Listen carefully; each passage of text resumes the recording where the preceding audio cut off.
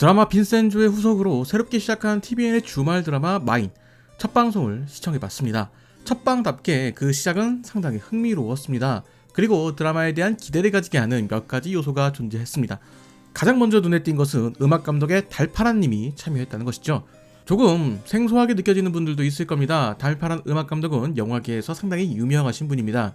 과거 그룹 시나위의 멤버였던 그는 이후 음악감독 일을 시작하며 영화 달콤한 인생, 놈놈놈, 도둑들, 암살, 곡성, 최근에는 넷플릭스에서 공개된 콜과 삼진그룹 영화토익반 그리고 도굴에 참여하기도 했습니다. 사실 드라마에서는 음악보다 OST에 조금 더 신경 쓰는 경우가 많은데 마인에 달파란 감독이 참여한 것은 그만큼 드라마 음악에 많은 것을 신경 쓰겠다라는 것으로 보입니다.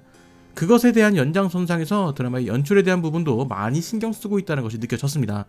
드라마의 배경 설명 및 캐릭터 설명이 꽤나 효율적이라는 생각이 듭니다.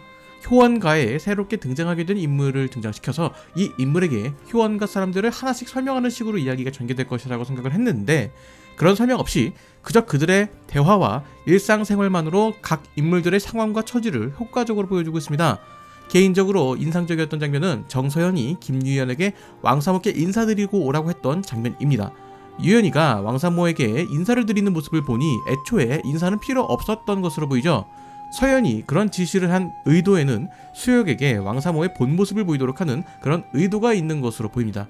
그리고 그런 서연과 같은 의도를 가지고 있는 듯 하지만 조금은 다른 방향으로 이뤄내는 인물이 서희수입니다. 그녀는 당돌함이 매력적인 캐릭터로 어디서나 거침이 없는 인물이죠.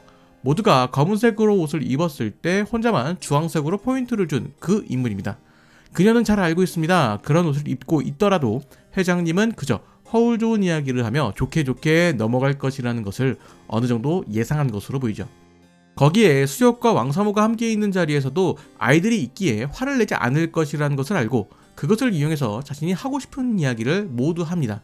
즉 희수와 서연이 전혀 다른 방법으로 자신이 하고 싶은 것을 이뤄내고 있다라는 것입니다.